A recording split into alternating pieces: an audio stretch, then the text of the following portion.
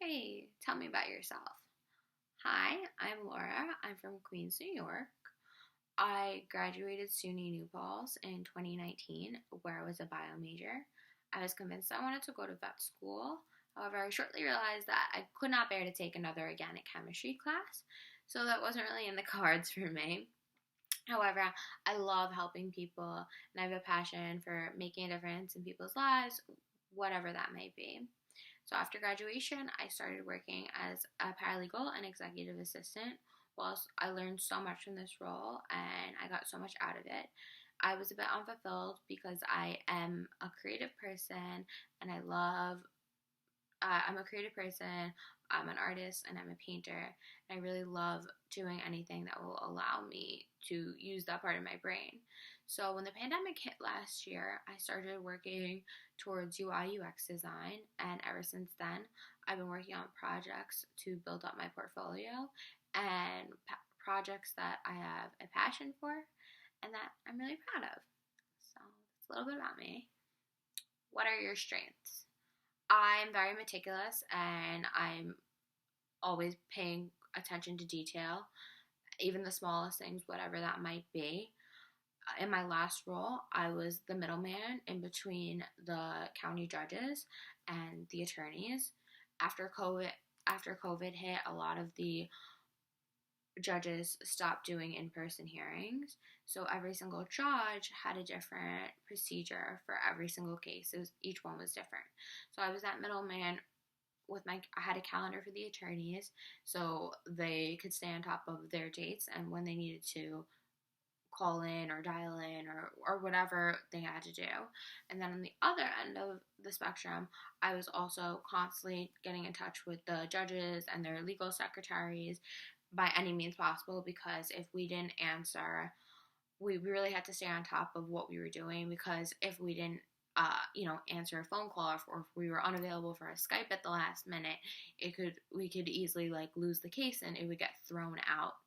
And obviously then that looks bad on us, looks bad on the attorneys, and it also looks really bad for the client too, because they want their fair share of the deal and we might lose that client if the case gets thrown out.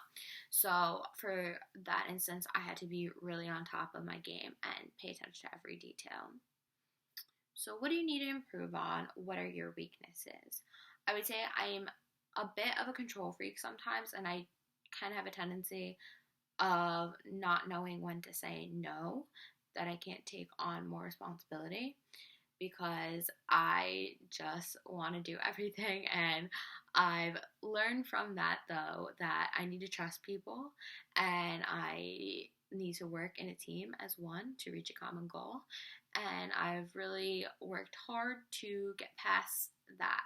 Yes, yes, yes. Like, to say yes all the time isn't really beneficial if you're getting constantly stressed out.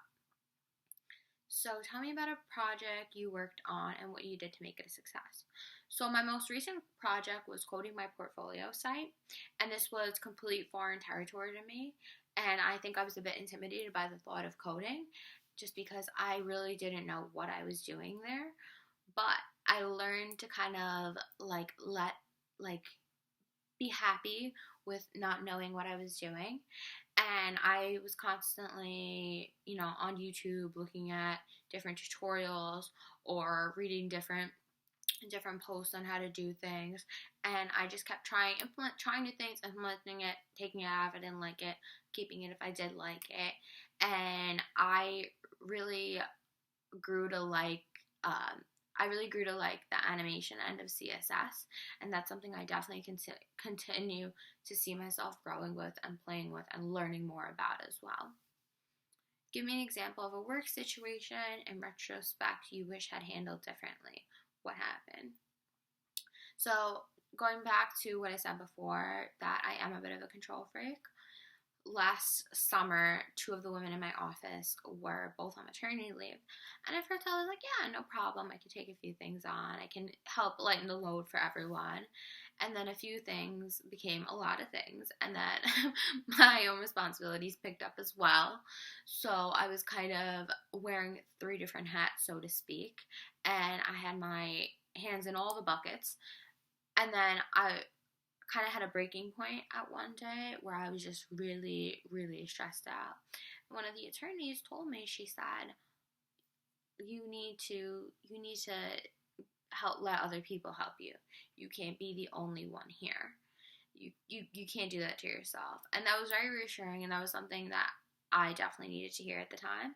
I think it's something that, like, a lot of us could probably hear from time to time, just for the simple fact that put it into perspective, like, there's a whole office of people here. Like, why am I just relying on myself to do this? And obviously, like, I knew that I wanted to put my best foot forward and show everyone that I could do all this and show everyone that I was doing a really good job. But, like, I would get back to my desk and be like, oh my God, like, I don't have a minute to breathe here.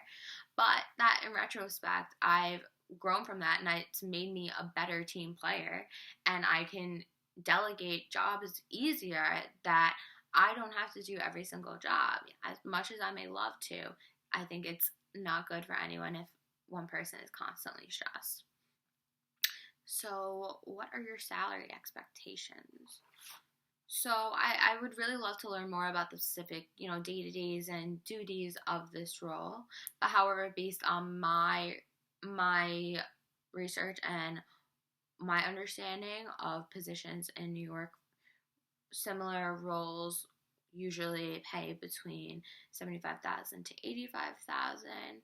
Based on my skills and experience and certification, I would expect to be compensated probably around $85,000. Do you have any questions for us? Yes, I do. So, one question would be, what is the 30, 60, 90-day plan for this role? Where will it be in a month from now, in 2 months, and then in 3 months? So, another question I had is, what does success in this role mean to you? And how would success be measured? And last but not least, what do you love about your job? I'd love to hear it. Great. Thanks for listening. This is awkward.